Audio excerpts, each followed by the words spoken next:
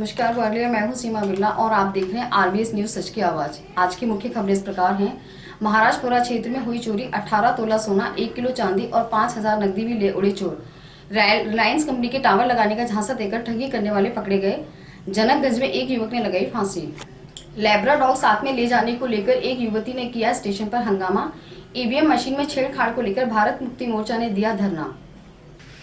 अब खबरें विस्तार से। इन दिनों शहर में चोरों के हौसले इतने बुलंद हो गए हैं कि वे घर के मालिकों के घर में होते हुए भी चोरी की वारदातों को अंजाम दे रहे हैं। शुक्रवार रात को महाराजपुरा थाना क्षेत्र में फिर एक चोरी की वारदात हो गई। महाराजपुरा के संतोषिकापुरा में चोरों ने संतोष सिंह गुर्जर के घर उस समय धावा बोल दिया जब घर के सभी सदस्य गहरी नींद में थे। इतने लोगों के होते हुए भी चोर 18 तोले सोना, 1 किलो चांदी और 5000 रुपए नकदी पर हाथ साफ कर गए। इस घटना से तो यही प्रतीत होता है कि चोरों के अंदर ना तो पुलिस का डर है और ना ही आम जनता का भय है।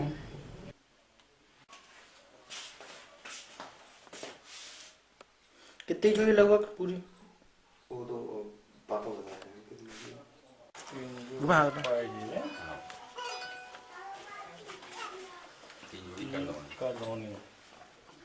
कि बहु ही रह आते पर अदला बदली कर भी कहा ठीक है जी। तो कैसे 1 किलो के समथ हम दबा के बड़ी बाड़ी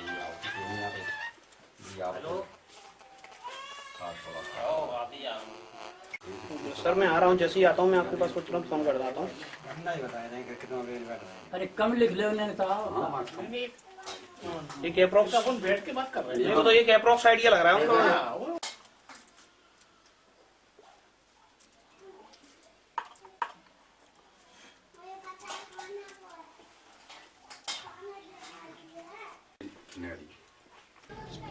टावर लगाने या कम लागत से अधिक मुनाफा कमाने का लालच देकर ठगी करने वाले 2 ठगों को साइबर सेल के स्टाफ की मदद से दबोच लिया गया। सीए के यहां काम करने वाले एक व्यक्ति और बैंक कर्मचारी ने मिलकर फर्जी खाता खोलकर ईवीएम कंपनी के नाम पर लाखों की ठगी करने वाले 2 ठगों को पुलिस की साइबर सेल के स्टाफ की मदद से पकड़ लिया। गिरफ्तार आरोपियों से पुलिस पूछताछ में जुट गई है।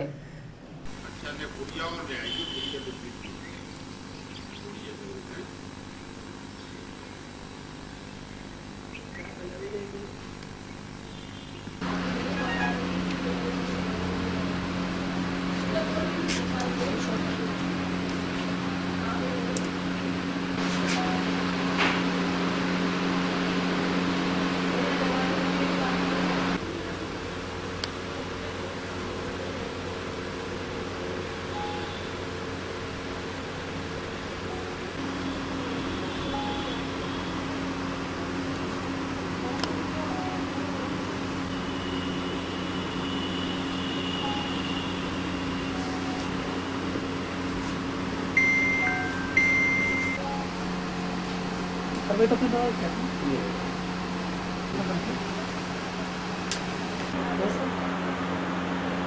सर जी आरोपी पकड़े थे तो कैसे, मतलब क्या उन पे आरोप था और क्या मामला था? इन लोगों ने यार फर्जी खाते खुलवाए थे अमित कुमार के नाम के, ठीक है ना। जबकि अमित कुमार वास्तव में जिस एड्रेस पे बताया गया है वो अमित कुमार वहाँ उपस्थिति नहीं, मतलब रहता ही नहीं है वहाँ। तो इनमें से एक कर्मचारी जो बैंक में काम करता है वो, और एक और जो साइड वाला जो व्यक्ति था वो सीए के यहाँ काम करता है। तो सीए वाले के यहाँ काम करने वाले व्यक्ति ने, विनोद ने, इसके फर्जी डॉक्यूमेंट बनाए, सील से कल आगे उसे प्रमाणित कर दिया, ठीक है ना। और जो बैंक वाला कर्मचारी था उसने फर्जी खाता खुलवाया, उस खाते में पैसे गए। अब वो इनने लिए या दूसरे ने लिए तो नहीं बता सकते। लगभग कितने पैसे दिए थे, किस नाम पर पैसे दिए थे? अमित कुमार के नाम मतलब खाता खुलवाया था। अमित कुमार के खाते में 8 लाख रुपए गए थे, ठीक है ना। क्या मतलब किस नाम पे पैसे लिए थे, किस काम पे? ये तो इन्होंने बताया था कि इन पे एक आईडीएम कंपनी है, इनने फर्जी कंपनी क्रिएट कर दी आईबीएम करके, और वो कंपनी का काम था रिलायंस के टावर खोलने का। रिलायंस के टावर खोलने के नाम पे इन लोगों ने ठगाए लोगों को। कितने आरोपी पकड़ लिए आपने? 2 आरोपी पकड़ गए हैं, अभी बाकी की और तलाश चल रही है। क्या नाम है? दोनों के नाम सौरभ और विनोद। मौसम के करवट बदलते ही शहर में आत्महत्या करने वालों के ग्राफ में बढ़ोतरी होने लगती है। शनिवार को भी ऐसी ही एक घटना थाना जनकगंज क्षेत्र के अंतर्गत हुई। पढ़े लिखे BE पास युवक ने आत्महत्या कर ली। पुलिस मामले की छानबीन में जुट गई है। शुक्रवार की रात तारागंज क्षेत्र के काला सैयद में रहने वाले सोनू नामक युवक ने फांसी लगाकर आत्महत्या कर ली। सोनू पेशे से एक BE पास इंजीनियर था। उसने किन परिस्थितियों के चलते आत्महत्या की है, पुलिस द्वारा मर्ग कायम कर छानबीन की जा रही है।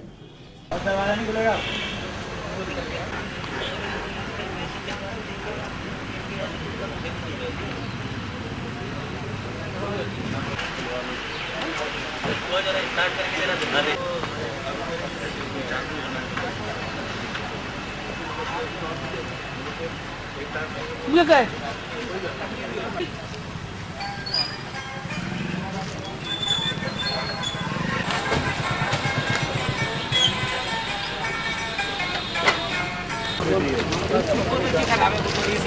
मेरा नाम वीरेंद्र कुमार वाथम है। वीरेंद्र कुमार जी, क्या हुआ? क्या हमको तो आज सूर्य ब्रदर ने फ़ोन किया। सुबह जब 6 बजे हुआ तो ब्रदर ने फ़ोन किया कि ऐसी ऐसी बात है। पहुँचे हम तो फांसी लगा ली थी उसने। और उसका वैसे तो कोई उसको समस्या नहीं थी। पापा उसके रिटायर हो गए थे। कैसे थे? उसके पापा रिटायर हो गए थे, बिजली घर में थे। ऐसी कोई कमी नहीं थी। मगर अब जो उनके फादर बोल रहे थे कि कोई इसका क्या नाम है, क्या बोल रहे थे, कुछ लोग हाँ किसी पे बवाद हुआ था, गवाही वगैरह का चक्कर था, ये चक्कर था। धमकी दे रहे थे? हाँ, ये नहीं मालूम धमकी, जी हमको भी नहीं मालूम।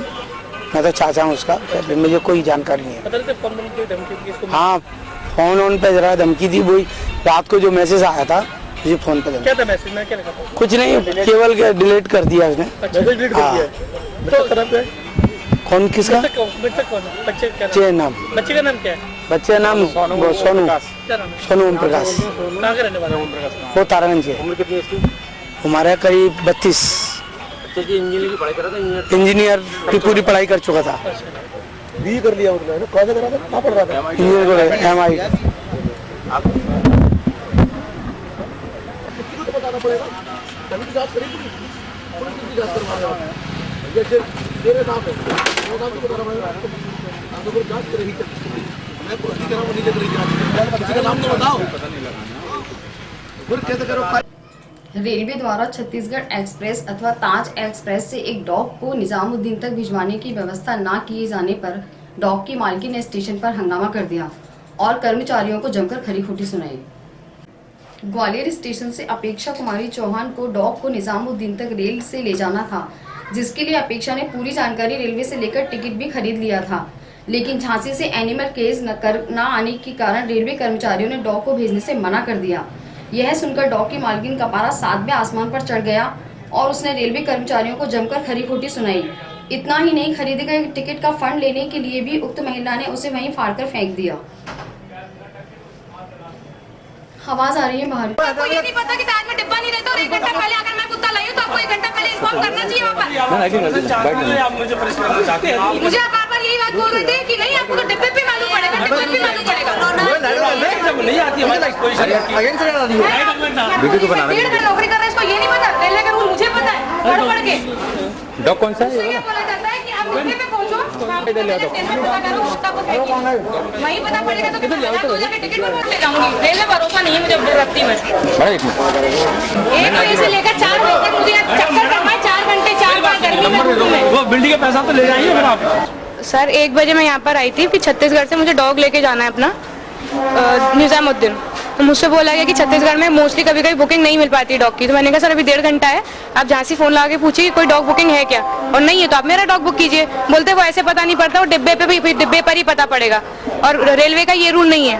मैं 1 घंटे पहले आ रही हूँ तो 1 घंटा पहले आप कंफर्मेशन वहाँ से ले सकते हैं, और इन लोगों के पास कंफर्मेशन होती है।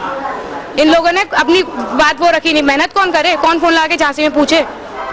उसके बाद मुझसे बोला गया कि आप ताज का टिकट ले लीजिए, ताज में आपका डॉग चला जाएगा, क्योंकि झांसी से चलती है उससे चला जाएगा। मैंने 2 बजे जाके टिकट बनवाया है, बोला आप 3 बजे आ जाना, 3 बजे बिल्टी बन जाएगी। 3 बजे आ रही हूँ, यहाँ पे भेजा मुझे, इस कुर्सी पे बंदा बैठा था कोई, कि आप वहाँ से फॉर्म लेके भर दीजिए।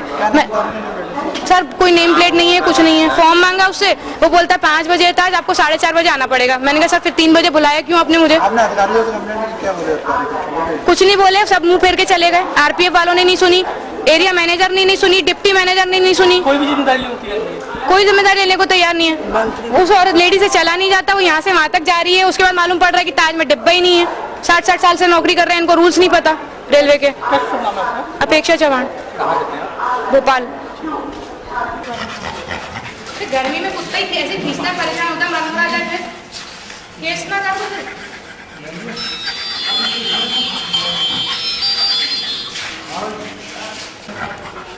बोली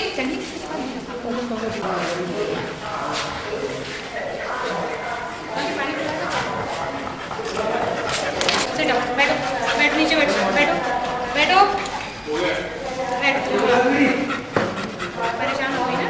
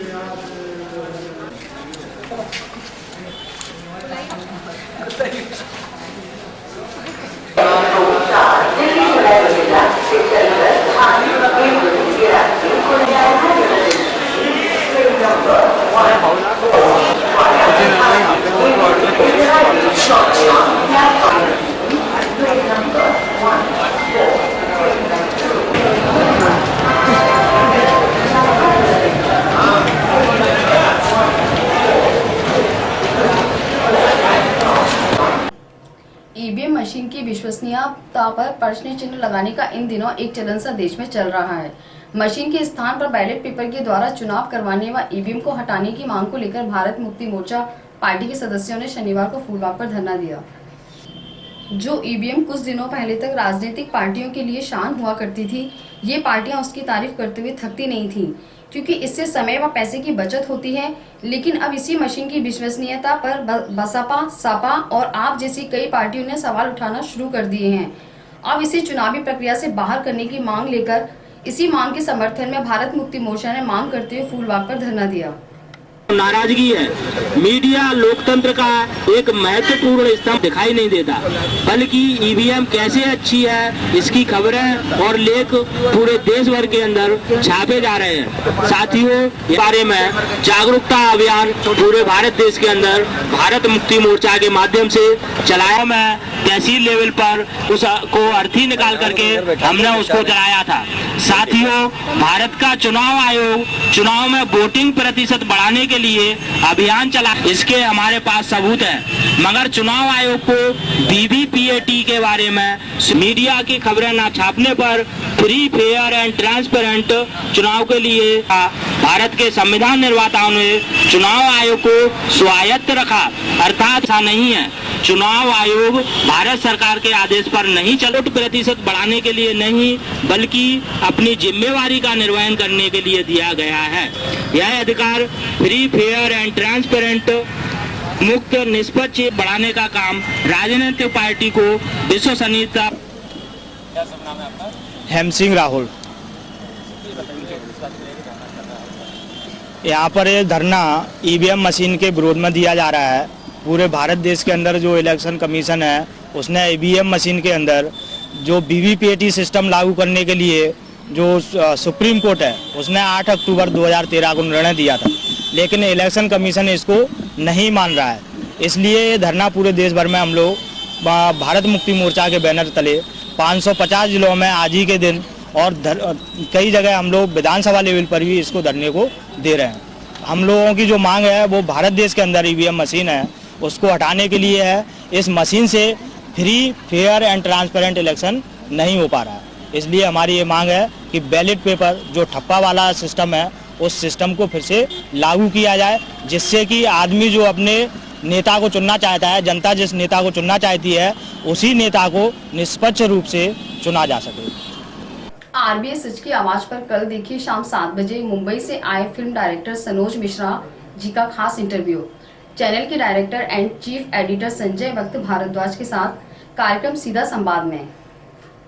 आज की खबरों में बस इतना ही। कल आपसे फिर मुलाकात होगी ठीक इसी समय इसी चैनल पर। तब तक के लिए नमस्कार।